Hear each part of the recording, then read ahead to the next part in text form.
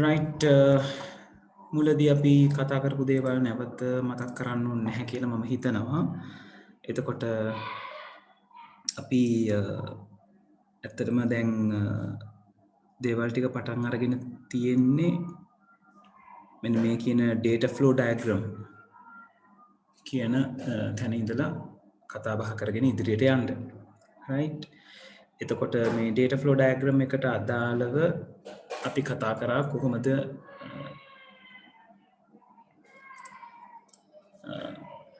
entities අඳුනගන්නේ, බාහිර භූතාර්ථ කොහොමද අඳුනගන්නේ, right. ඒ බාහිර භූතාර්ථ කොහොමද සිස්ටම් එකත් එක්ක අපි හඳුනගන්න සිස්ටම් එකත් එක්ක කනෙක්ට් වෙන්නේ.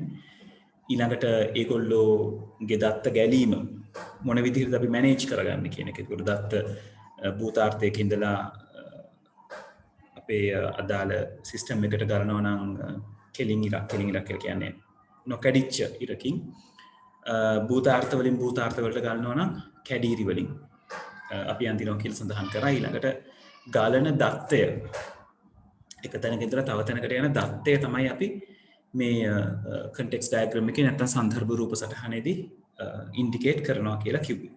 right. ඒකට ඕකට අදාළව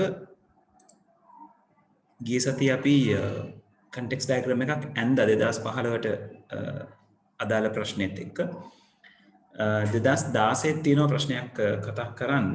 අපි 2016 ප්‍රශ්නෙට එමු. අද level 1 වල තියෙන දේවල් ටික ගැන පොඩ්ඩක් කතා කරමු. දැන් ඒ කියන්නේ context diagram එකේ ඊළඟ step එක තමයි level 1 diagram එක. context diagram එක ඊළඟට තියෙන පළමු මට්ටමේ සන්දර්භ රූප සටහන. right. පළමු මට්ටමේ සන්දර්භ නෙවෙයි අතරම දත්ත ගැලීම් සටහන. data flow diagram. right. සන්දර්භ රූප සටහන කියලා කියන්නේ පළවෙනියටම අපි අඳින එකට context diagram කියලා අපි refer කරන්නේ. right. හරි. තප්පරකින් මම white board එක අරගන්නකම්.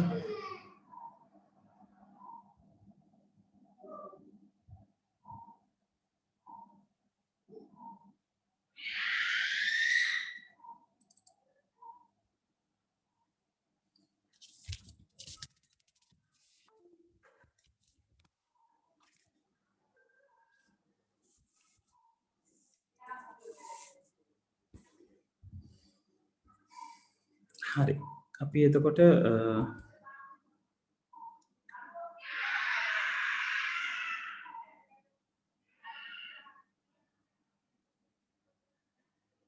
සන්දර්භ රූප සටහන් මෙතන කතා බහ කරලා තියෙනවා. right. අද අපි එතකොට කතා කරනවා මේ level 1 කියන තත්ත්වය ගැන. right. එතකොට අපි මේ බාහිර භූතාර්ථ ඊළඟට දත්ත ගැලීම් කියන දේවල් ටික ගැන කතා බහ කරා context diagram එකේ. right. ඒතර අද අපි කතා කරනවා මේ ක්‍රියාවලි දත්ත ගබඩා කියන ඒවා කොහොමද මේ වැඩේට සහභාගී වෙන්නේ. අපි context diagram එක ඇඳලා ඉවර කරා. right. ඔයගලන්ගේ ටියුට් එකේ අන්තිමටම ඇති අපි ඒ තියෙන සිද්ධියක් දෙන්නට අදාළව case study එකකට අදාළව තමයි කතා කරගෙන ගියේ.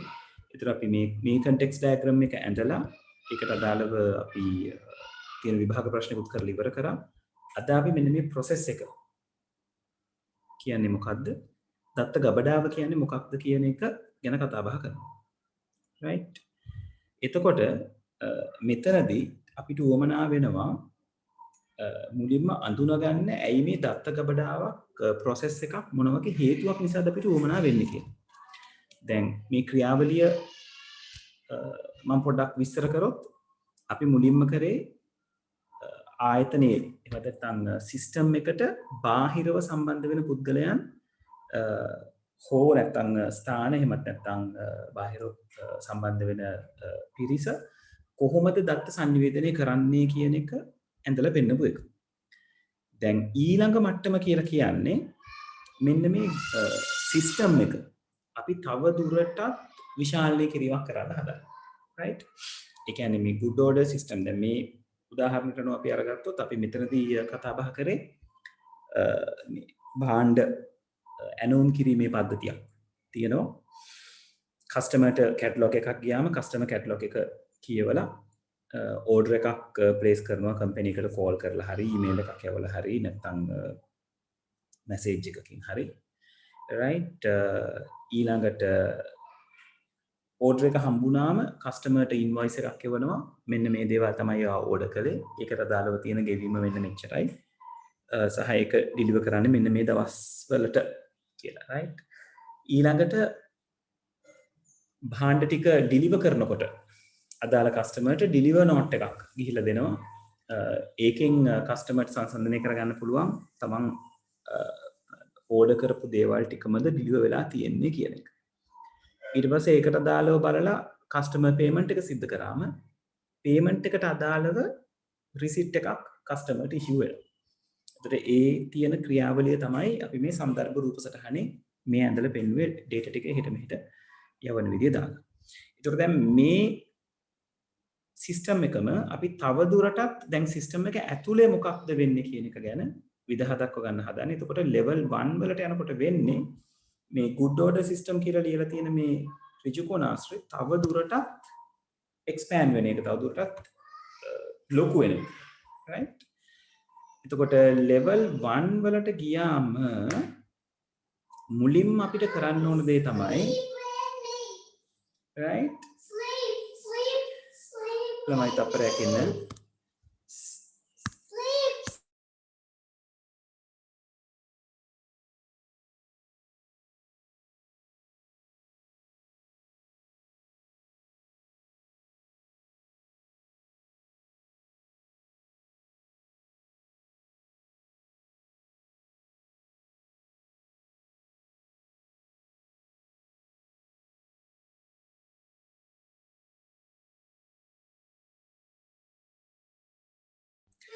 right එතකොට ළමයි මෙන්න මෙතන මම කතා බහ කරලා තියෙනවා මොකද්ද මේක කරන්න හදන්නේ කියන එක. එතකොට සාමාන්‍යයෙන් අපේ සිස්ටම් එක කොච්චර සංකීර්ණ වුණත් අපේ සිස්ටම් එක ඇතුලේ තියෙන ක්‍රියාවලි ටික අපිට මුලින් වෙන් කරලා හඳුනා ගැනීමේ හැකියාවක් තියෙනවා. මොකද මේ අපි කතා කරන්නේ ප්‍රායෝගික තත්වයක් ගැන.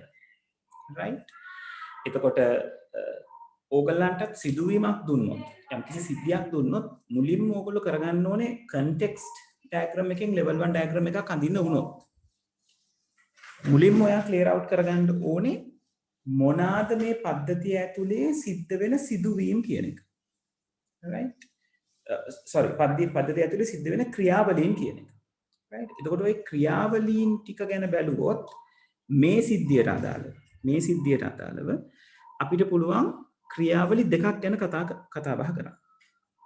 එකක් තමයි මේ ඕඩර් එකක් ප්ලේස් කරන ක්‍රියාවලියක් තියෙනවා. නේද? ඇනවුමක් නිර්මාණය වෙන ක්‍රියාවලියක් තියෙනවා. right?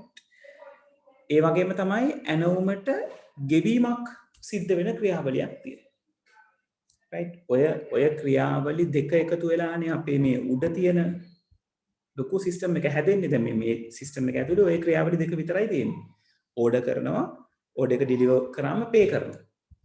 එතකොට ප්‍රධාන වශයෙන් අපි ක්‍රියාවලි වෙන් කරගත්තොත් අපේ මේ ලොකු ක්‍රියාවලිය ඇතුලේ අනු ක්‍රියාවලි දෙකක් තියෙන එකක් තමයි ඇනවුමක් සිදු කිරීම ඕඩර් කිරීම සහ ඇනවුමට පේමන්ට් එක කිරීම right එතකොට ඔන්න ඔය ක්‍රියාවලි දෙක අපි මුලින්ම ප්ලේස් කරගන්නවා අපේ මේ level 1 context diagram එක ඇතුලේ. එතකොට බලන්න ක්‍රියාවලියක් ප්ලේස් කරනකොට ඒගොල්ලෝ පාවිච්චි කරලා තියෙන ක්‍රමවේද ටික. right දැන් මෙතන මේගොල්ලෝ සිද්ධ කරලා තියෙන්නේ අර අපේ ලොකු process එක නැත්නම් ලොකු system එක පොඩි කොටස් දෙකකට කඩලා තියෙනවා. එතන එතකොට එකක් තමයි order process එක. ඇනවුම් කිරීමේ ක්‍රියාවලිය. අනිත් එක තමයි payment process එක. ගෙවීමේ ක්‍රියාවලිය. right එතකොට මේ process එකක් අරගත්තම ඔයගලන්ට පේනවා කොටස් තුනකින් මෙයා ඉදිරිපත් වෙලා තියෙනවා. මේකට අපි කියනවා ID එක කියලා. මෙතන අපි ලියන්නේ මේ process එක කවුරුන් විසින්ද නැත්නම් මොන ස්ථානයේද සිදු කරන්න කියලා. right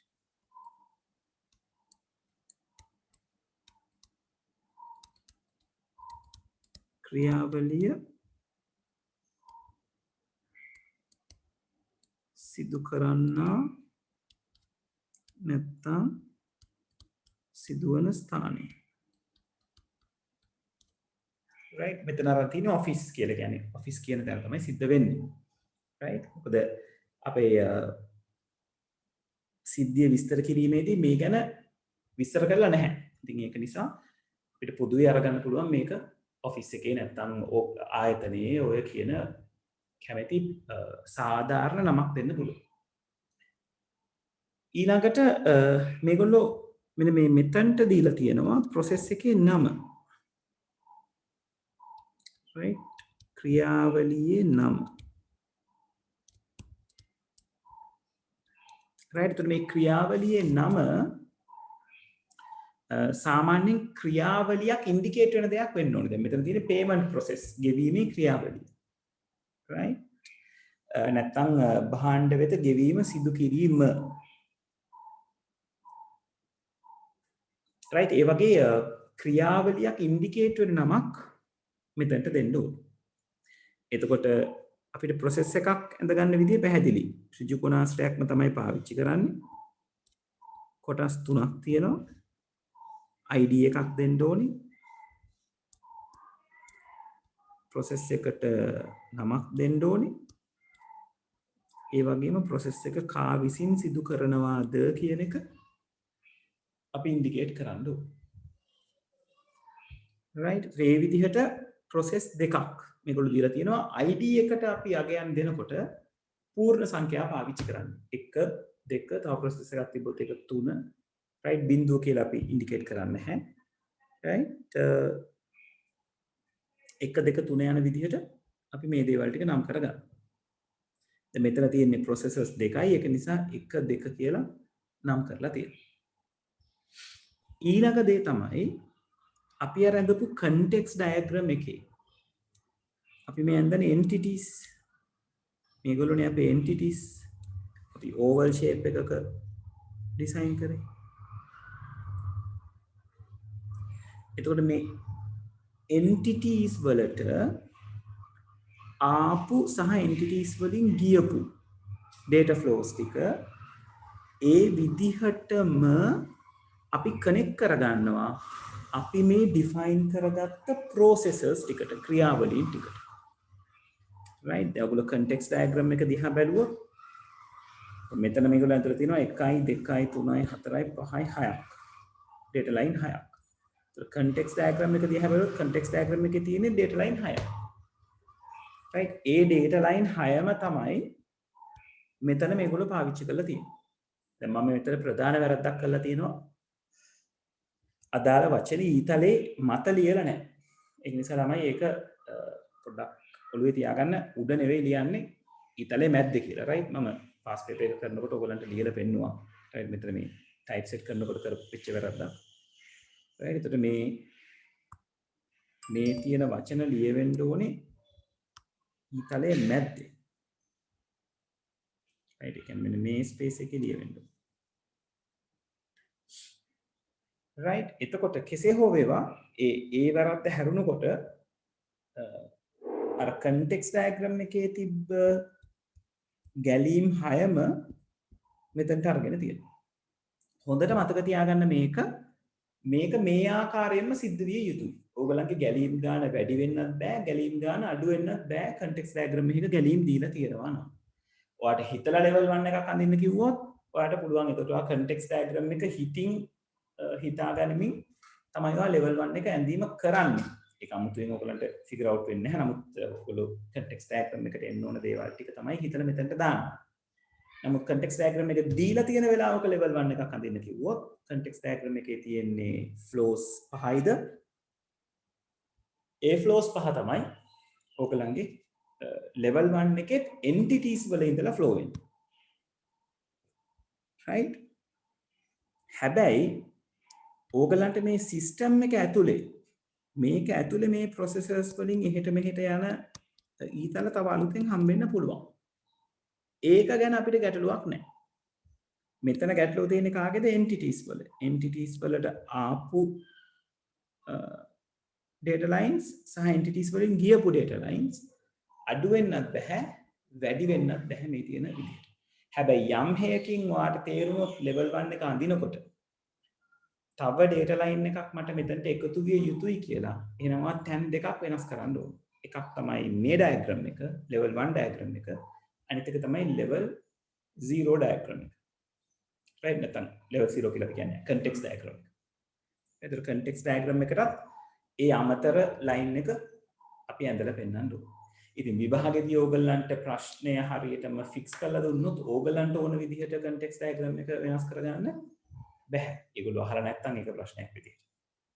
right ඒක නිසා පොඩ්ඩක් සැලකිලිමත් වෙන්න කොහොමද මේ වැඩේ මෙතනින් ගොඩ දාගන්නේ කියන එක. හරි. දැන් මෙච්චරලා කියපු දේවල් ටික පැහැදිලිද? කන්ෆර්ම් කරන්න.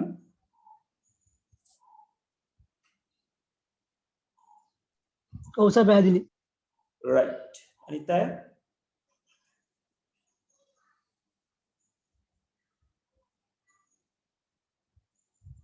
right.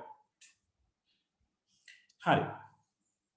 දැන් මේක ඇඳ පමණින් අපේ level 1 එක complete වෙන්නේ නැහැ. right. දැන් මෙතන සිද්ධ වෙලා තියෙන දේ කොහොමද කියලා බලමු අපි. processes දෙකක් තියෙනවා නේද? process දෙකක් තියෙනවා. එක්කෙනෙක් order process එක අනිත් එක්කෙනා payment process එක. දැන් order process එකට connect වෙලා තියෙනවා order කරනවා කියන data line එකයි catalog එක customer ට ලැබෙනවා කියන data line එකයි. catalog එක customer ට හම්බෙනවා. ඒක පාවිච්චි කරලා ඊට පස්සේ order කිරීම කරනවා. right. එතකොට ඒ දෙන්න මේ order process එකට අදාළව එන flows දෙකක්. දැන් මේ invoice එක නිර්මාණය වීම invoice එකක් නිර්මාණය වීම order process එකට අදාළව නෙවෙයි මේක යවන්නේ payment එක ලබා ගැනීමේ අරමුණින්. එතකොට ඒක payment process එකේ දෙයක්. invoice එක මුලින් නිර්මාණය වීම. ඒතර invoice එක ඇතුලේ තියෙන අන්තර්ගතය බලලා total එක බලලා පාරිභෝගිකයා රෙඩි පිට ඉන්නවා. යාට goods ටික ආවයින් පස්සේ භාණ්ඩ ටික ආවයින් පස්සේ භාණ්ඩ ටික අරගෙන මුදල් ලබා දීම සිදු වෙනවා. එතකොට invoice එක යවෙනවා customer-ට. ඊට පස්සේ වෙන්නේ delivery note එක ගෙනිහින් දෙනවා.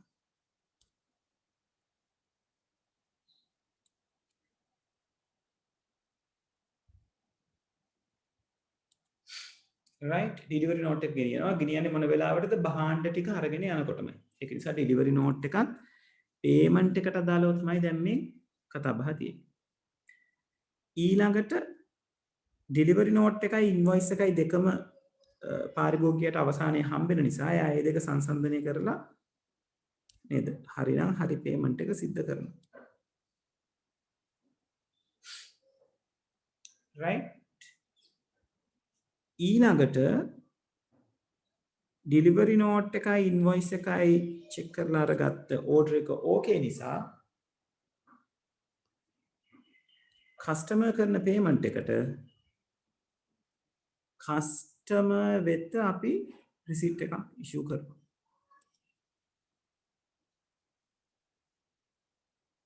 හරි. එතකොට ඒ කියන්නේ සරල විදියකින් ගත්තොත් අපි ක්‍රියාවලින් හොයාගත්තම අදාළ process එක ඇතුලේ data lines ටික flow වෙන්න ඕනේ ඒ අදාළ process එකට. order process එක නම් order එකට අදාළව තියෙන දේවල් ටික. right. payment process එක නම් payment එකට අදාළව තියෙන දේවල් ටික.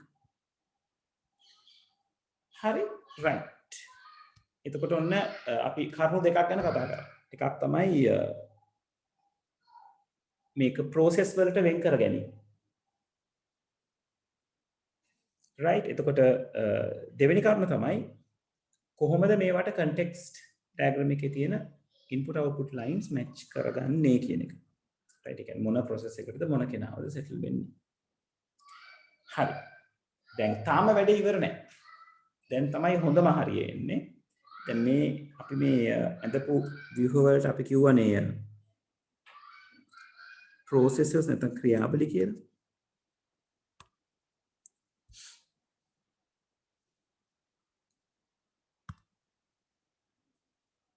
මේවට අපි කිව්වා ක්‍රියාවලි. right එතකොට ඔය ක්‍රියාවලි වලට තමයි අපි context diagram එකේ තියෙන connections ටික දෙන්නේ. සහ ක්‍රියාවලි තමයි අපේ system එක හරියට ඒ කියන්නේ කොටස් වලට බෙදලා දාගන්න උදව් කරන කෙනා. right එතකොට ඊළඟට දැන් මේකේ ඊළඟට අපිට බලන්න තියෙන්නේ කියන්නේ ඊළඟ level එක නෙවෙයි level 1 diagram එක complete වෙන්න අපිට කරන්න ඕන දේ තමයි අපි හොයලා බලන්න ඕනේ මේ හැම process එකකටම අපේ diagram එකේ හැම process එකකටම inflows සහ outflows තියෙනවද කියලා. inflow එක කියලා කියන්නේ එන දත්ත right process එකට දත්ත ඒමක් සිදු වෙන්න ඕන. ඊට පස්සේ outflow කියලා කියන්නේ ඒකේ විරුද්ධ පැත්ත කියන්නේ දත්ත ඉවතට ගලාගෙන යනවා. ඒකට මේ හැම process එකකම අපි level 1 එකේ යන්නේ හැම process එකකම හොයලා බලන එක point එකක් තමයි මෙන්න මේ කරුණු කාරණා දෙක. right එන ඊතර තියනවාද යන ඊතර තියෙනවද නැත්නම් ආදාන තියෙනවද ප්‍රතිදාන තියෙනවද right එතකොට ඔය කියන දේ බැලුවොත් මේ ඩයග්‍රෑම් එකට අදාළද right පළවෙනි process එකේ අපි කියනවා process order කියන්නේ ඇනවුම් කිරීමේ ක්‍රියාවලිය ඒකට මම ඔය කියපු නීති රීති ටික අදාළද මේකට inflows and outflows තියෙනවද? right මම මේ උඩ තියෙන process එක order process එක ගැන කතා කරොත් දත්ත ගලා ඒම් සහ ගලා යෑම බොහොම සරල දෙයක් නේ මම මේ අහන්නේ. ඔය පින්තූර දිහා බැලුවම කියන්න පුළුවන්. ඒ process එක විතර දත්ත ගලා ඒම සහ ගලා යෑම තියෙනවද? ඔව්. ඒතර දත්ත ගලා යෑම වෙන්නේ මොකද්ද? order කියන එක තමයි data inflow එක වෙන්නේ. ටික outflow එක වෙන්නේ catalog කියන එක. right ඔන්න පළවෙනි rule එක pass. අපි rules තුනක් තියෙනවා මේකේ බලන්න. ඒත් පළවෙනි rule එක සමත් කියලා අපි අරගන්නවා. ඒතර දත්ත ගැලීම් ගලා ඒම් තියෙනවා ගලා යෑම තියෙනවා. දෙවෙනියට අපි බලන්න ඕන rule එක තමයි මේ ගලාගෙන එන සහ ගලාගෙන යන දත්ත නිපද වෙන තැනක් තියෙනවාද? right කියන්නේ මේ ගලාගෙන දේවල් එහෙම ගලාගෙන එන්න කොහෙන්ද ඉපදෙන්නේ? දැන් order එක උදාහරණයක් විදිහට order කියන එක ඉපදෙන්නේ customer ගේ. customer මේ catalog එක කියවලා හිතලා order එක යවන්නේ. ඒතර ඒකට ගැටලුවක් නැහැ. customer කියන source එක තියෙනවා කියලා අපිට සලකන්න පුළුවන්. හැබැයි catalog දැන් catalog කියන එක අපිට අරගන්න බැහැනේ මේ order කියන එක input එකක් කියලා catalog එකට. catalog එක කියලා කියන්නේ භාණ්ඩ තෝරා ගැනීම සඳහා පාරිභෝගිකයා වෙත ආයතනයේ යොමු ලබන යම්කිසි document එකකට. right? එතකොට මේ catalog එක process එකේ ඉඳලා flow වෙනවා බව පේනවා. හැබැයි process එකට කොහෙන්ද මේ catalog details හම්බෙන්නේ? අපිට කියන්න බෑ process එක එයා විසින් catalog details හොයා ගන්නවා කියලා. right? එතකොට catalog details කියන එක ඕගලන්ට පුළුවන් data store එකක් දාලා දත්ත ගබඩා කරන තැනක් දාලා ලෝකෙට කියන්න මෙන්න මෙතන තමයි මෙයාගේ දත්ත ගබඩා කිරීම සිද්ධ වෙන්නේ. එතනින් තමයි catalog කියන detail එක customer ගාවට යන්නේ. right ඒක හරියට ඔයගලන්ගේ නිකන් ගෙදර තියෙන file cover එකක් ඇතුලේ catalogs දාලා තියෙනවා හා සමානයි. right ඒතර ඔය points දෙක තේරුණාද? order එක generate වෙන්න customer කියන source එක තියෙනවා. catalog කියන එක generate වෙන්න source එකක් නැහැ. ඒක නිසා අපි මොකද කරන්නේ? data source එකක් නිර්මාණය කරගන්න try කරනවා. එතකොට ඔය විදිහට argue කරොත් අපිට පුළුවන් මෙතනට data source එකක් නිර්මාණය කරලා දෙන්න. right? data source එක නිර්මාණය කරන විදිය ඔයගලගේ theory note එකේ තියෙනවා. අපි බලමු මෙතනට ගිහිල්ලා. right? මේ තියෙන data source එකක් අඳින විදිය. හරි? එතකොට data source එකක හොඳට මතක තියාගන්න දකුණු අත පැත්තේ border එක open. right? එතකොට මේ data flow එකටත් අර process එක අපි කතා කරා වගේ එයාට තියෙනවා වෙනමම ID එකක්. right? ඊළඟට මෙතන තමයි අපිට ID එක බලන්න වෙන්නේ ඉන්න.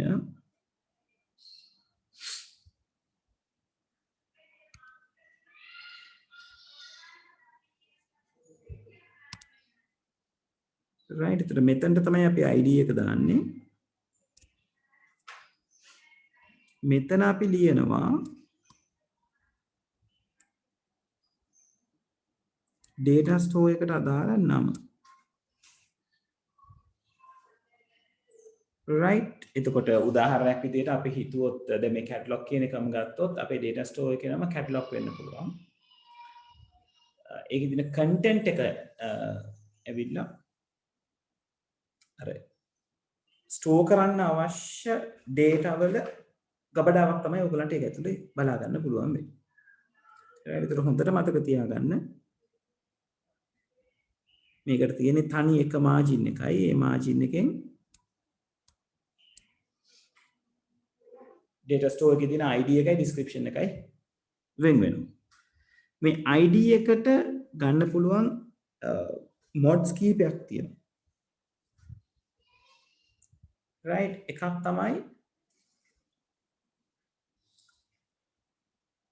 data store එක විදිහට අපිට පාවිච්චි කරන්න පුළුවන් digital file එකක්. ඒ කියන්නේ computer එකේ store කරලා තියෙන file එකක්. right? ඒවා තමයි මේ උදාහරණයට යනකොට මෙතන මේ ඔයගලන් D1, D2, D3 කියලා පාවිච්චි කරලා තියෙන්නේ.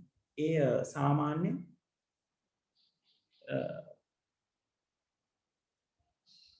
digital file එකක් නම් කරන විදිහ. right? එතකොට මේ identifier එකට D දැම්මොත් එයා digital.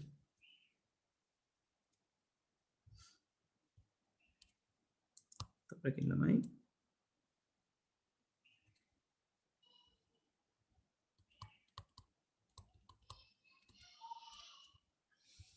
right? ඊළඟට ඔතන දාන්න පුළුවන් M අකුර.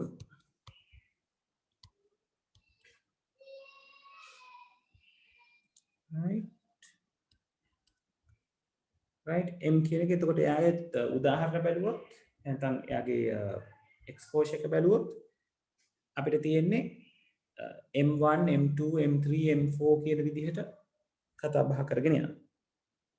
right?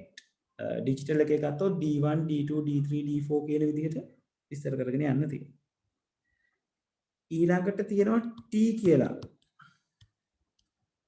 එක්කෙනෙක් මෙයා ඉන්නේ temporary නැත්නම් temp කියන එක ඉන්ඩිකේට් කරගන්න. right? temporary. ඊළඟට තියෙනවා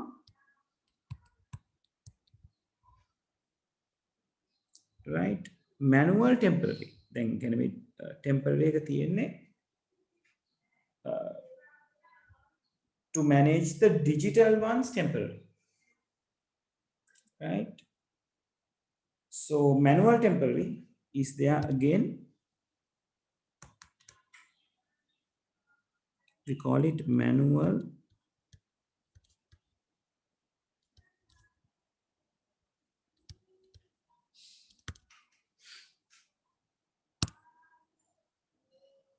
right? manual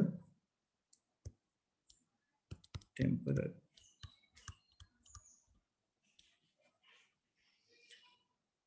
right? එතකොට data store එක අඳින විදිය පෙන්නලා දීලා තියෙනවා. හරිම ලේසි. data store එකේ ID එක දානවා. ඊට පස්සේ අදාළ විදියට fill කරන්නයි තියෙන්නේ. හරි. එතකොට දත්ත ගබඩාව දැන් අපි දැනගත්තා කොහොමද වැඩේ සිද්ධ වෙන්නේ කියන එක. දැන් අපි ප්‍රශ්නෙට කොහොමද දත්ත ගබඩාව මැච් කරන්නේ? දත්ත ගබඩාව ප්‍රශ්නෙට මැච් කරනකොට ඔයගලන්ට කරන්න තියෙන දේ තමයි අර අපි දැන් භාගයට නිර්මාණය කරපු context diagram එකක් තියෙනවනේ. මෙන්න මෙතනදී අර මම කලින් කිව්වා වගේ දත්තයට, ඒ කියන්නේ යන සහ එන දත්ත ගැලීම් වලට දත්තයේ ඉපදෙන තැනක් හොයාගන්න නැත්නම් ඔයාලට පුළුවන් data store එකක් මේකට ඉදිරිපත් කරන්න. එතකොට දැන් අපි කිව්වා මේ catalog කියන එක process එක ඇතුලේ ඉබේ create වෙන්නේ නැහැ. process එකට බෑ data stores create කරන්න. right? ඒතර ඔයා මෙතන ගත්තනම් හරි මේක මම M1 කියලා ගන්නවා manual 1 කියලා. මොකද මේක manual ක්‍රියාවලියක් නිසා. right? මෙයාව තියෙන්න පුළුවන් catalogs. සර් ඔය data මේ store කරන්නේ hard එකේද නැත්නම් database එකේද? කවුද උදිත් දැන් පුතේ database කියලා කිව්වම අවසානයේ hard කියන තැනටනේ අපි එන්නේ. ඒ කියන්නේ අපේ physical component එක වෙන්නේ උදිත් hard disk එක. සමහරවිට අපිට cloud එකක save කරන්න පුළුවන්. එතකොට අපි කතා කරන්නේ storage device එකක් ගැන.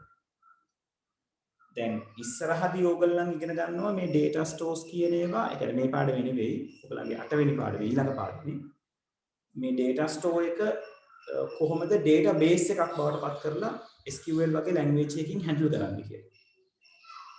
මෙතනදී අපි කතා කරන්නේ මේ data store කියලා කතා වෙන්නේ ඉදිරියේදී database එකක tables වීමට නියමිත කට්ටිය. පැහැදිලිද උත්තර? ඔව් සර් පැහැදිලි. right හරි. එතකොට අපි මෙතන catalogs කියලා ලියලා අපි මෙයාගෙන් data flow එකක් පෙන්නනවා අලුත්. මොනවාද? catalog කියන එක මේ order process එකට යනවා. ඔන්න දැන් අපේ catalog වලට අදාළව තියෙන දත්ත ගැලීම සම්පූර්ණයි. catalog එකෙන් order process එකට ආවා, order process එකෙන් customer ට ගියා. right? ඊළඟට දැන් අපි මේ catalog එක customer ට ගියාම customer කරන්නේ catalog එක බලලා order කරන එකනේ. එතකොට order එක company එකට ආවම ඒකට අදාළව invoice එකක් එනවා. එතකොට මේ invoice එක අපි ප්‍රායෝගිකව හිතුවොත් අපි දන්නවා order එක එන මොහොතේම invoice එක create වෙන්නේ නැහැ කියලා. නේද? order එක එන්න පුළුවන් විවිධ තැන්වලින්. phone එක කනේ තියාගෙන invoice එක ලියන්නේ නැහැ. ඒක ප්‍රායෝගික තත්ත්වයක් නෙවෙයි. එතකොට ඒ වගේම orders ලොකු ගාණක් එන්න පුළුවන් දවස් ඇතුළත. එතකොට ඒක වෙනමම තමයි අපිට process කරගන්න. right? එතකොට මේ customer ගෙන් එන order details ටික දැන් මේ දත්තයක් නෙන්නේ. ඒ ටික උවමනා වෙනවා invoice එක හදාගන්න නේද? මොකද customer order කරන එකට අදාළව invoice එක හැදෙන්නේ. නේද? customer ඉල්ලුවොත් නේද anchor පිටි පැකට් එකයි ඊළඟට තේ කොළ එකයි සීනි කිලෝ එකයි ඔක ඉල්ලුවොත් එයාගේ order එකේ details ඕනේ invoice එක හදාගන්න. එතකොට දැන් මේ diagram එකේ order එකේ details අඳවා ගන්න තැනක් පෙන්වන්නේ නැහැ. අනේ එතකොට ගැටලුවක් එනවා inflow වෙන data තියා ගන්න තැනක් නැහැ කියලා. right? අන්න එහෙම අවස්ථාවක අපිට පුළුවන් ආයෙසරයක් data store එකක් නිර්මාණය කරගන්න. එතකොට එහෙම data store එක නිර්මාණය කරාම තමයි ඔයගලන්ට මෙන්න මේ diagram එකට එන්නේ. right? දැන් ඔයගලන්ට පේනදී catalog details කියන එක catalog කියන එකෙන් ඉඳලා එනවා. ඊට පස්සේ catalog details customer ගේ පැත්තට යනවා. ඊට පස්සේ order details ටික system එකේ order process එකට හම්බ වෙනවා. ඒ order details ටික order කියන data store එකේ store වෙනවා. එතකොට පස්සේ invoice එක හදනකොට ඔයාට ඕන වෙනවා මේ order details. Right? එතකොට මොකද කරන්නේ? orders කියන එකෙන් මේ ටික අරගෙන මේ process එකෙන් process කරලා invoice කියන එක customer ට ලැබෙන්න සලස්වනවා. Right? ඒකට තමයි මෙතනින් එන order details ටික අපි මෙහෙම save කරලා තියාගන්නේ. ඊළඟට ඔතනදී ඊළඟට හැදෙන document එක තමයි delivery note එක. delivery note එක හදන්නත් අපිට අවශ්‍යයි order details. ඉතින් ඒකට අපි ආයිසරයක් order details කියලා අමුතුවෙන් ලියන්න යන්නේ නැහැ. දැන් මේ order details මේ process එකට එනවනේ කොයි මොහොතෙත්. ඒතර ඒකට අදාළව අපි delivery note එක create කරගන්නවා. Zuzu? Right, okay.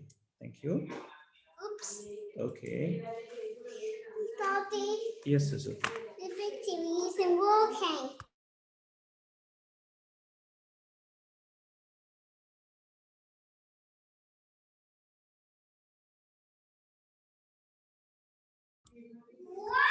Right. එතකොට ළමයි delivery note එක create කරන්නත් අපිට ඕන වෙන්නේ order details ම තමයි. එතකොට ඒක අපි නැවත ඇඳලා පෙන්නන්න යන්නේ නැහැ. order details ඇවිල්ලා තියෙන්නේ already. delivery note එක එතනින් generate කරලා customer ගේ පැත්තට යවනවා. Right? ඊළඟට customer payment එක කරනවා. දැන් payment එක කියන එක generate වෙන තැනක් තියෙනවා නේද customer. ඒ දත්තේ එන්න තැනක් තියෙනවා. payment එක මේ process එකට ආවයින් පස්සේ දැන් payment එක කියන දෙයට අදාළව receipt එක generate කර ගැනීම කෙනෙකුට තර්ක කරන්න පුළුවන් payment ටික වෙනම data store එකක තියලා පස්සේ ඒක refer කරලා receipt එක generate කරනවා කියලා. practical. තව කෙනෙකුට තර්ක කරන්න පුළුවන් නෑ payment එක හම්බෙන වෙලාවෙම අර mobile printer එකකින් හම්බෙන්නේ කීයද ඉතුරු කීයද කියන එක settle කරලා ඒකෙන් receipt එක generate කරලා දෙනවා කියලා. දැන් මම මෙතනදී ඇඳලා තියෙන්නේ receipt එක instant දෙන විදිහට. payment details එනවා මේ process එක ඇතුළට. ඒ process එක ඇතුළේදී කොච්චර සල්ලි දුන්නද, කොච්චරක් ඉතුරු දුන්නද, order එකේ ගාන කීයද කියන ඔක්කොම details ටික මං ගාව තියෙනවා. order details මෙතනින් කොහොමත් මට refer කරගන්න පුළුවන්. ඊට පස්සේ receipt එක customer ට direct වෙනවා. Right? ඔහොම නැතුව කෙනෙකුට තර්ක කරන්න පුළුවන් payment ආවම ඒ ටික store වෙනවා මෙහෙම payments කියලා data store එකක. ඒක M3 මෙතනින් එන්නේ payment details.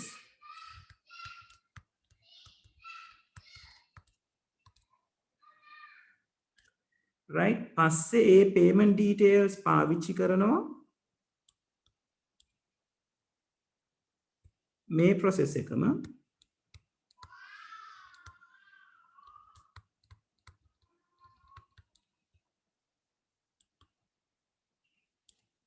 මේ receipt එක හදාගන්න.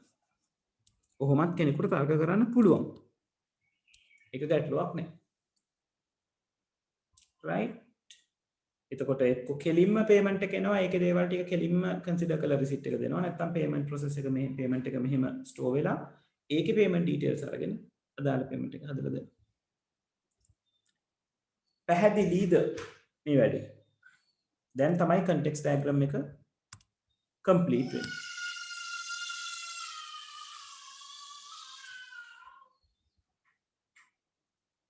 ඔව් ළමයි ගැටලු තියෙනවා නම් අහන්න. ඔලක්න සර් පැහැදිලි සර්. හරි. මම චුට්ටක් ආයෙ මතක් කරන්නම් අපි මෙතනදි කරේ මොකද්ද කියන එක.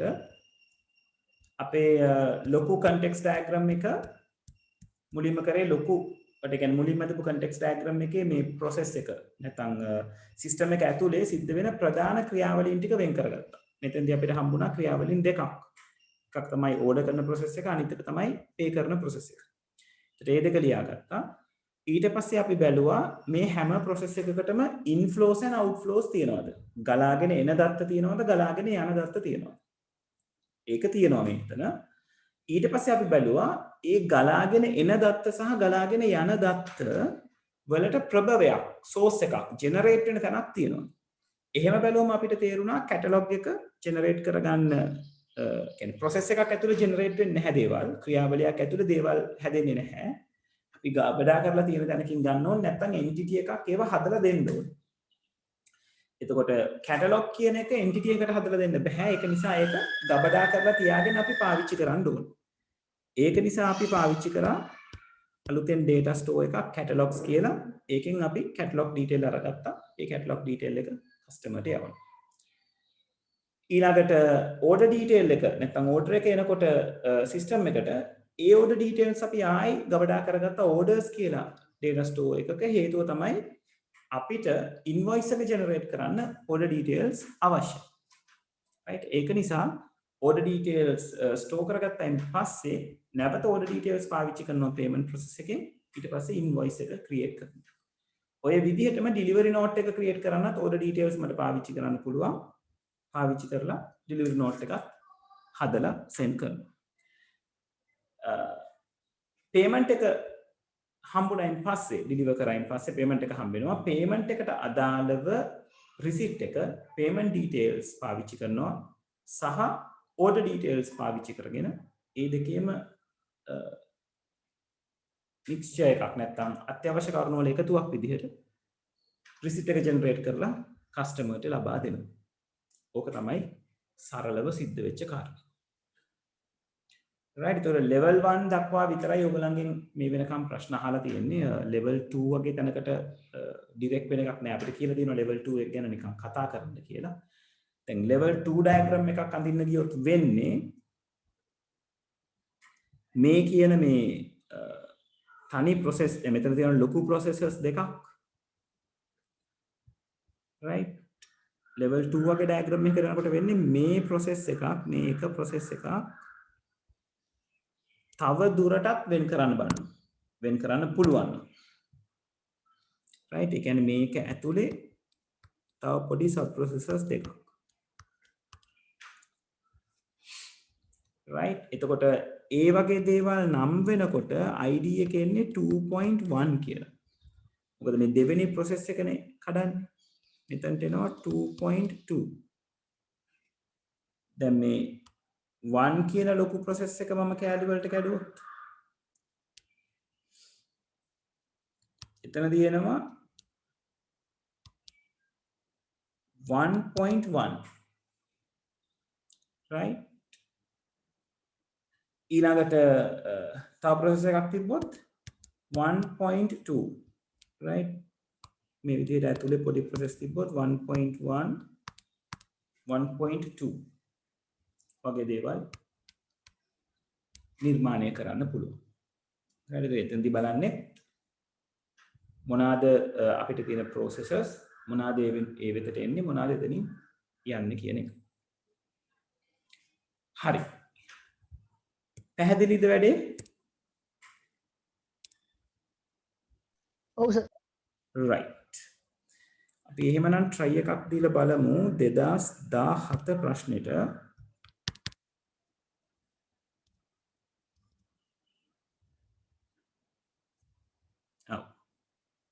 මම 2017 ප්‍රශ්නේ chat එකට දානවා group එකට.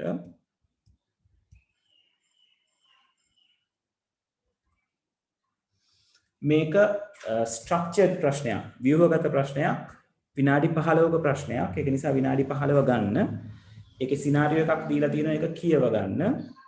කියවලා ඒකේ කියලා තියෙනවා තද අකුරෙන් සඳහන් කරලා තියෙන වචන විතරයි පාවිච්චි කරන්න පුළුවන්.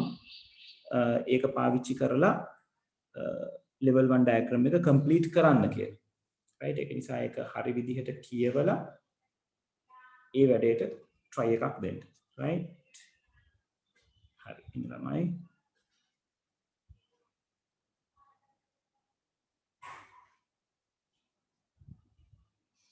right. මම සිංහල ඉංග්‍රීසි copies දෙකම දානවා. තපරකින් ළමයි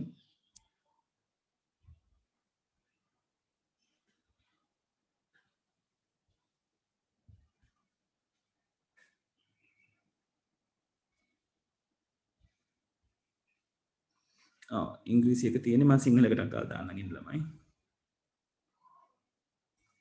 ඉංග්‍රීසි එක දැම්මා ඉංග්‍රීසි කට්ටිය වැඩේ පටන් ගන්න. මේ 2017 ප්‍රශ්නේ සිංහලට මට ගාලා දාන්නම් දැන්.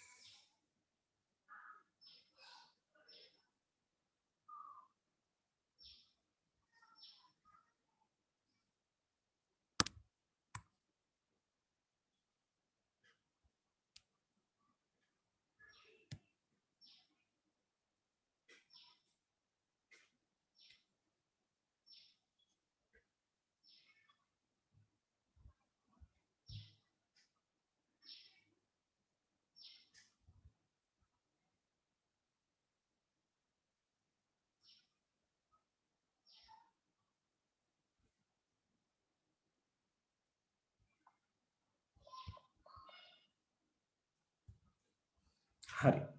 කලබල නැතුව කියවන්න විනාඩි 15 අරගන්න 4:23යි වෙලාව. රයිට්. එතකොට මම පළවෙනි අවස්ථාව නිසා 4:40 වෙනකම්ම වෙලාව දෙන්නම්. කලබල නැතුව කියවන්න කියවලා හිස්තැන් ටික පුරව ගන්න. ඕක හිස්තැන් පිරවීමක් තියෙනවා. රයිට්. හරි. කලබල නැතුව ඒක කරගන්නකො.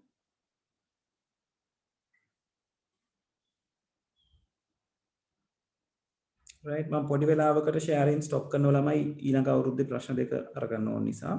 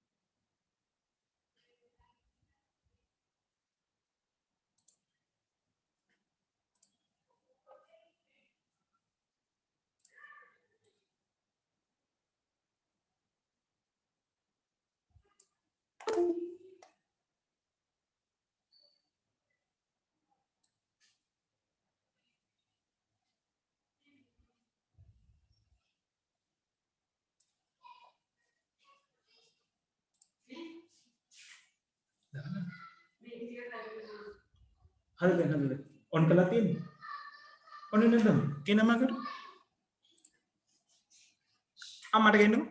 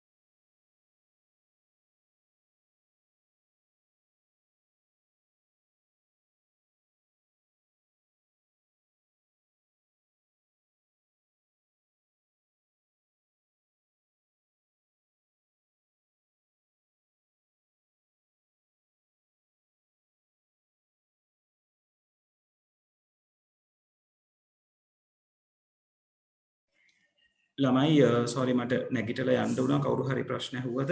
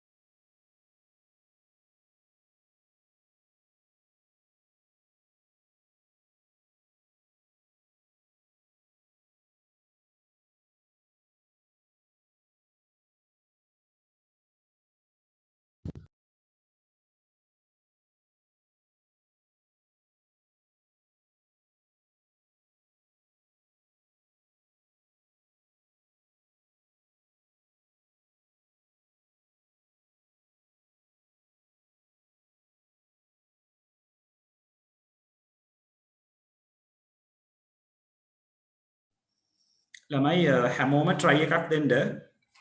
right ඕක බොහොම ලේසියෙන් ලකුණු ගන්න පුළුවන් ප්‍රශ්නයක්.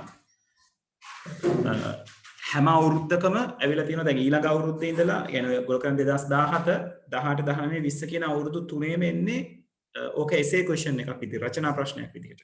right ඉතින් ලකුණු 15ක් ගන්න පුළුවන් තැනක් 15ක් කියලා කියන්නේ 7.5ක් ගන්න පුළුවන් තැනක්. right ඒක නිසා ඕක හරිය ලේසි. ඔය ප්‍රශ්නෙට උත්තර දෙන එකත් හරිය ලේසි. අපි ඊළඟට කරන පාඩමේ ඒ කියන්නේ database පාඩමට උත්තර දෙන එකත් හරිය ලේසි. right ඒක නිසා ඔය පාඩම් දෙක හොඳටම අල්ලගන්න. මොකද හැමෝම වගේ try කරන පාඩම් දෙකක් ඕක. right ඒ නිසා try කරලා දෙයක් ලියන්න බලන්න. එතකොට වර්ධින තැන අල්ලගන්න පුළුවන්. right මම තව විනාඩි දැන් 4:35 නේ ඔව් 4:33යි 4:40ට කතා කරනවා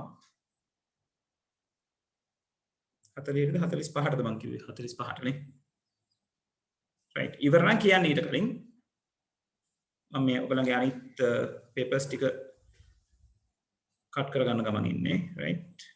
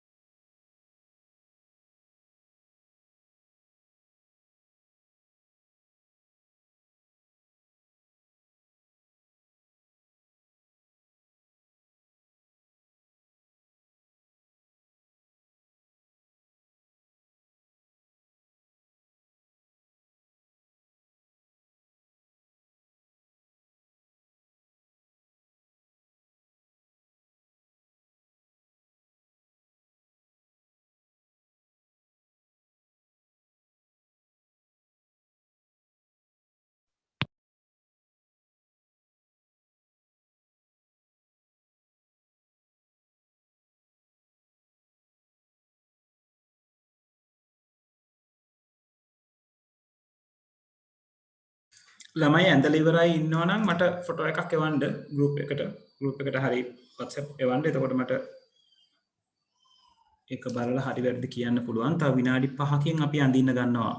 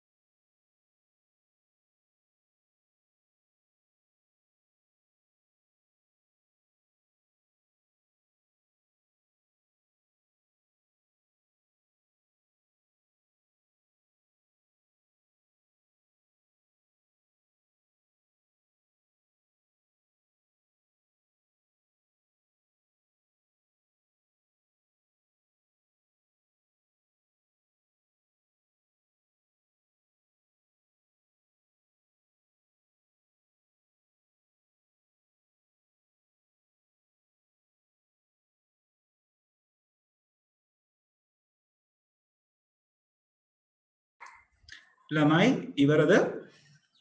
කතා කරන්න පුළුවන්ද? තව විනාඩි 3ක් තියෙනවා. try කරලා ඉවර නම් කියන්න අපි කතා කරන්න පටන් ගමු.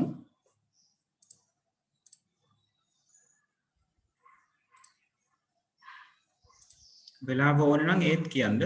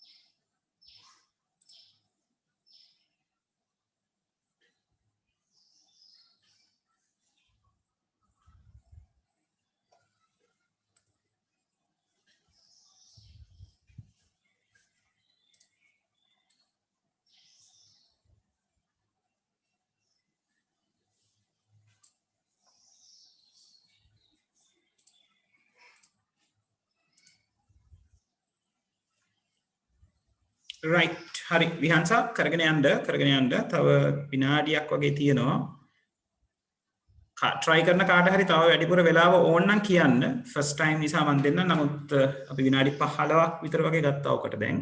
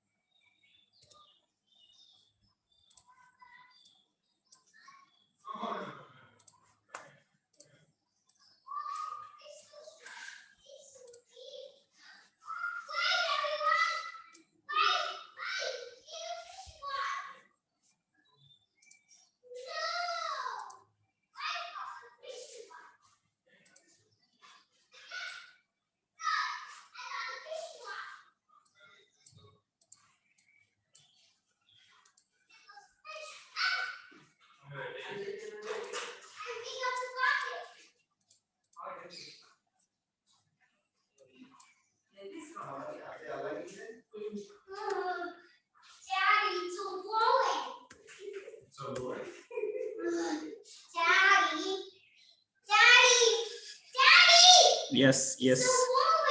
Why?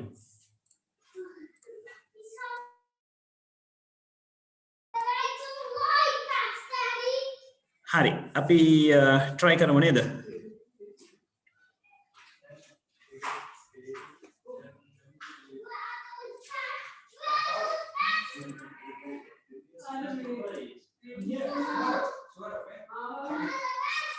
hari මම මෙතනට අරගන්නම් Suhara that is doing a class.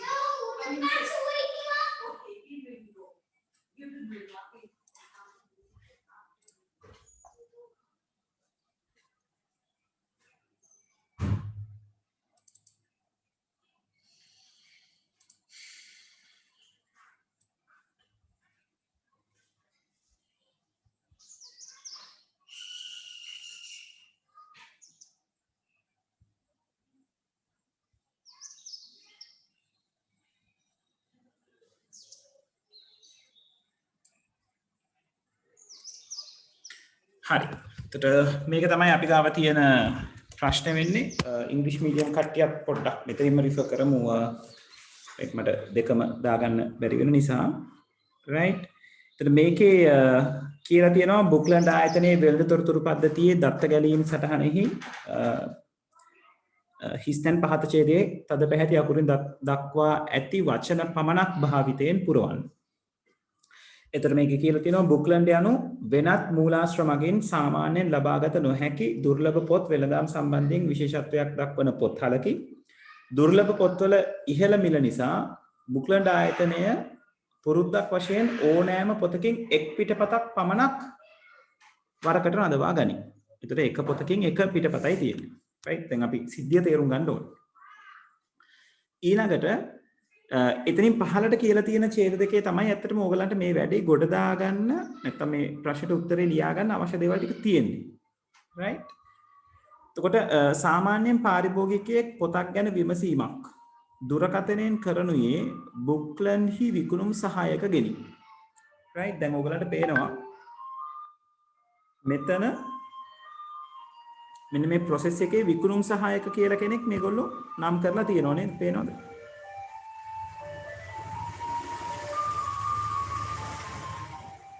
right ඒ කියන්නේ process එක මම කියවනේ process එක උඩ ලියන්නේ එක්ක සිද්ධ වෙන තැන නැත්නම් කරන කෙනා කියලා. පළවෙනි process එක සිද්ධ කරන්නේ විකුණුම් සහායකගෙන් right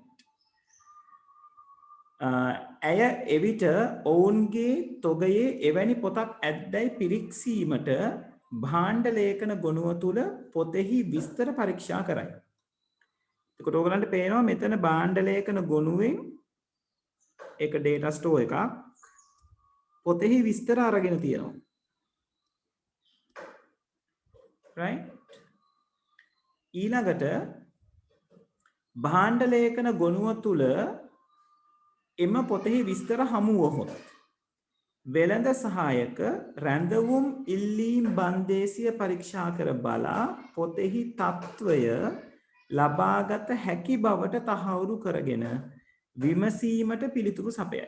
ටිකක් දිග දෙයක්. ඒතර එයා කරන්නේ අර භාණ්ඩ ලේඛන ගොනුවේ පොත තියෙනවා කියලා දකින්න හම්බුනොත් ඊට පස්සේ බලනවා රැඳවුම් ඉල්ලීම් බන්දේසිය. මොකද රැඳවුම් ඉල්ලීම් බන්දේසිය කියලා කියන්නේ මේ පොතක් ඉල්ලුවම පොතක් ඕඩර් කරාම කෙනෙක් කෝල් කරලා තමන්ට පොතක් අවශ්‍යයි කියලා කිව්වම එයා ඒ පොත ගන්නවා කියන සටහන දාලා තියෙන තැන.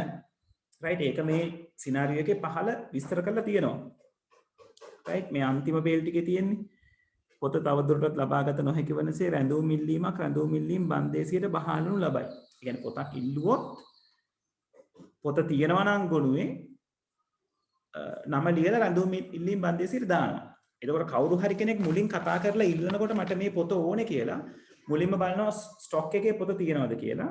ඊළඟට බලනවා රැඳවුම් ඉල්ලීම් බන්දේසියේ දැනටමත් කවුරු හරි කෙනෙක් මේ පොත ඉල්ලලා වෙන් කරලාද තියෙන්නේ කියලා. මොකද මේ පොතේ තත්ත්වය බලා ගන්න ඕනේ. මොකද ස්ටොක් එකේ තිබ්බට ඒක වෙන් කරලා නම් ඔල්රෙඩි තව කෙනෙකුට කියන්න බෑ ඔයාට මේ පොත අරගන්න පුළුවන් කියලා.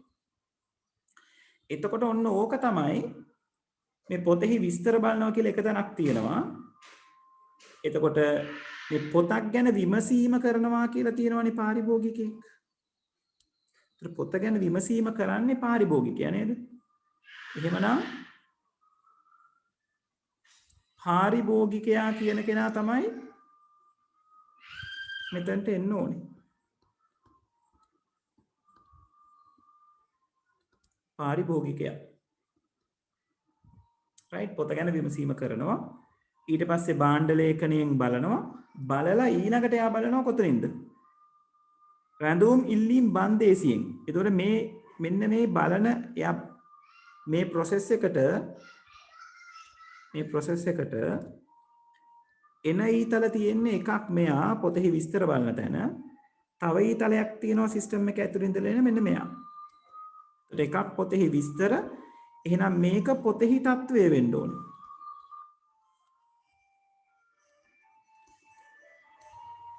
right එතකොට පොතෙහි තත්වය බලන්නේ මොකෙන්ද? රැඳවුම් ඉල්ලීම් බන්දේසියෙන්. එතකොට රැඳවුම් ඉල්ලීම් බන්දේසියේ අපි ලේබල් කරන්නේ රැඳවුම් ඉල්ලීම් කියලා. ඒක හරියට අර නේද? ට්‍රේ එකක ගහලා තියෙනවා මේ ට්‍රේ එකේ මොනවාද තියෙන්නේ කියලා. ඒතර අපි කවදාවත් ට්‍රේ එකක ගහන්නේ නැහනේ රැඳවුම් ඉල්ලීම් බන්දේසිය කියලා. නේද? දැන් ඔයාගේ ගෙදර වැඩ කරන්න අවශ්‍ය පොත් ටික ඔයා මොකක් හරි ලාච්චුවක දාලා තියෙනවා නම් ඔයා ඒකේ ගහන්නේ ගෙදර වැඩ කියන ලේබල් එක මිසක් ගෙදර වැඩ ලාච්චුව කියලා ගහන්නේ නැහනේ ඔයගොල්ලෝ. අන්න ඒ වගේ. මේකේ රැඳවුම් ඉල්ලීම් කියලා වාට ලියන්න පුළුවන්. right එතකොට ඊළඟට මොකද මේගොල්ලෝ කියලා තියෙන්නේ? භාණ්ඩ ලේඛන ගොනුව තුල පොතෙහි විස්තර පරීක්ෂා කරයි. භාණ්ඩ ලේඛන ගොනුව තුල එම පොතෙහි විස්තර හමු වුවහොත් වෙළඳ සහායක රැඳවුම් ඉල්ලීම් බන්දේසිය පරීක්ෂා කර බලා පොතෙහි තත්ත්වය ලබාගත හැකි බවට තහවුරු කරගෙන විමසීමට පිළිතුරු සපයයි. මේ මෙතනින් විමසීමට පිළිතුරු ගිහිල්ලා තියෙනවා.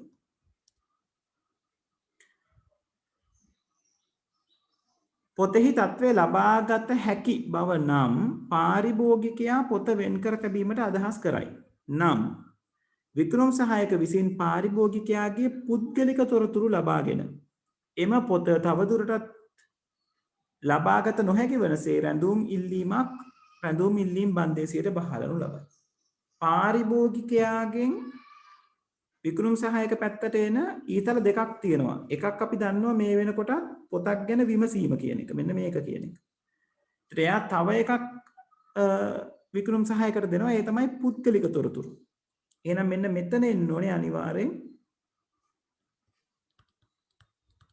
පෞද්ගලික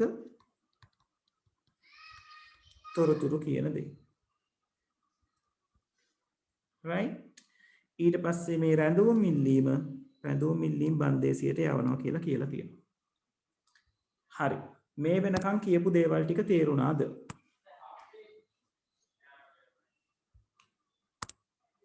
තමයි ගැටලු තියෙනවා නම් අහන්න. කරපු ටික තේරුණාද?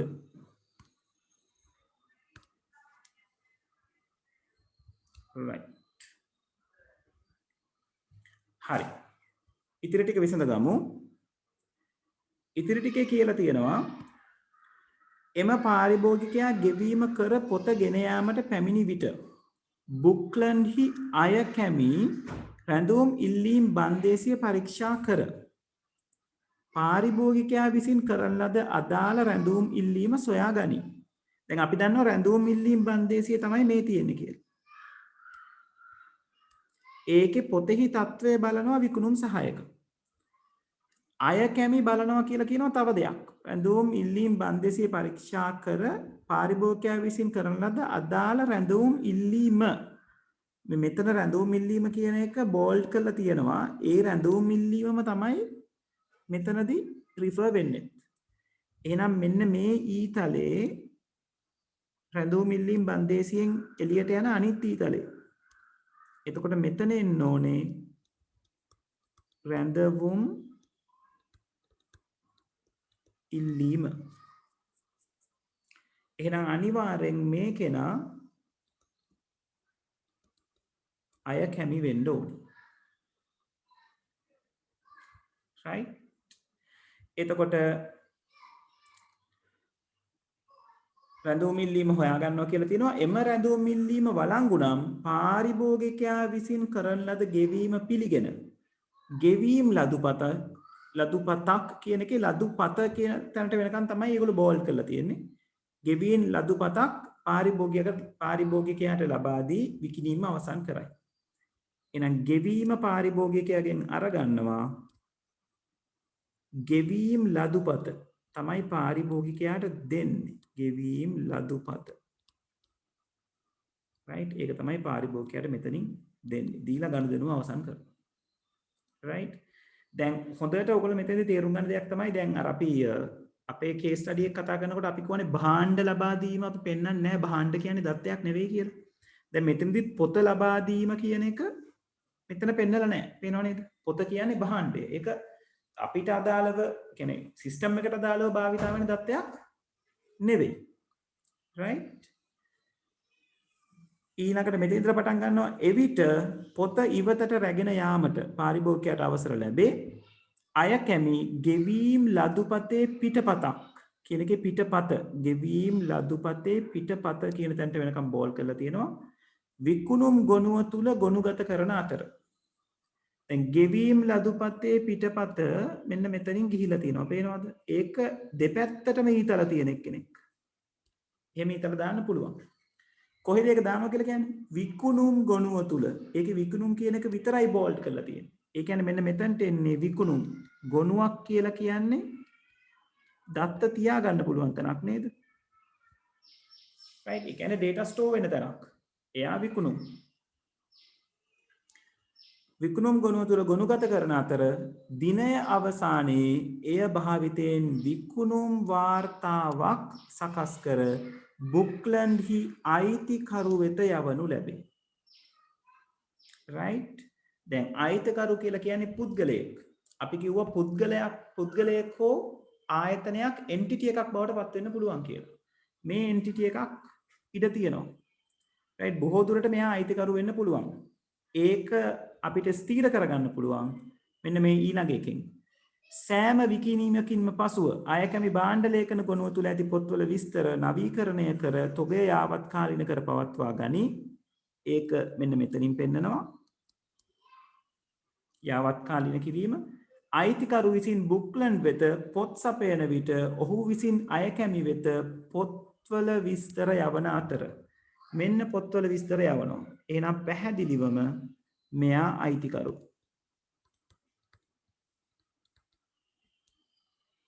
එතකොට අයිතිකරුට තමයි මෙතන කියපු විකුණුම් වාර්තාව එවනවා කියලා කිව්වේ. එහෙනම් මෙතන එන්නේ විකුණුම් වාර්තාව. ඔය විදිහට ඔයගලන්ගේ ගාන කම්ප්ලීට් වෙනවා. ඒතකොට ලකුණු 5ක් මේකට. right මේ විදිහම තමයි 2018 ගානයි 19 ගානයි. මේක පැහැදිලිද? ළමයි ප්‍රශ්න තියෙනවා නම් අහන්න. පැහැදිලිද ළමයි? කන්ෆර්ම් කරන්න.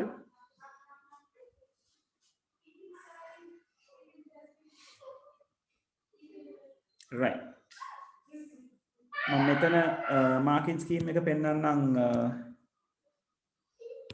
2017ට අදාළව තියෙන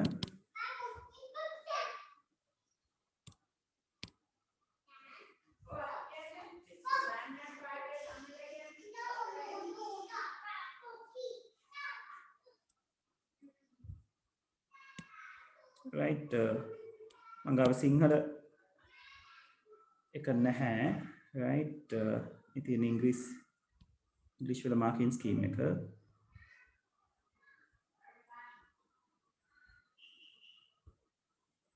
right කොට ඒකේ sales assistant විකුණුම් සහායක කියලා තියෙනවා personal details පුද්ගලික තොරතුරු customer වෙන විදිහට එන්න ඕනේ ඊළඟට book status පොතෙහි තත්ත්වය මෙතනින් අපිට පේන්න තියෙනවා ඊළඟට hold on request රැඳවුම් ඉල්ලීම cashier නැත්නම් අය කැමි බලනවා මෙතනට එන්නේ අය කැමි cashier කියන කෙනා ඊළඟට payment receipt එක යනවා cashier ගේ ඉඳලා customer ට ඊළඟට මේ data store එක අපිට පෙන්නලා තියෙනවා sales කියන නමින් මෙයා පෙන්නලා තියෙනවා owner කියන නමින් right ඊළඟට sales report එක අය කැමගේ මේ sorry owner ගේ පැත්තට යනවා කියලා පෙන්නලා තියෙනවා right හරි දැන් එතකොට මේක ඕගලන්ට ක්ලියර් නැත්තම් කරන්න තියෙන පළවෙනි දේ ආයෙසරයක් මෙයාව try කරන එක question එක තියෙනවා තනියෙන් try කරන්න බලන්න right ඒ වගේම තමයි ඉස්සරහට ඕගොල්ලෝ මේක තනියෙන් අඳින්න හුරු වෙන්නත් ඕනේ right දැන් මේ හිස්තැන්ම පුරවන එක නෙවෙයි 2019 20 පැති වලට එනකොට ඕගලන්ට තියෙන්නේ context එකයි level 1 එකයි අඳින්න දෙකම අඳින්න දෙනවා පොඩි දෙන්නම අඳින්න දෙනවා එතකොට හුරු වෙන්න ඕනේ ඒකට right හරි ඒකට අපි settle වෙමු right එහෙනම් අදට මම session එක මෙතනින් නතර කරනවා ගැටලු තියෙන අය ඉන්නවා නම් අහන්න අනිත් අයට leave වෙන්න පුළුවන් right thank you very much මම recording එක දාන්නම් ආපු නැති අයට බලන්න පුළුවන් right ඊළඟ දවසෙත් එතකොට මේ වෙලාවටම එනවා දේවල් ටික හරියට බලා ගන්න අපි ඊළඟ දවසේ තව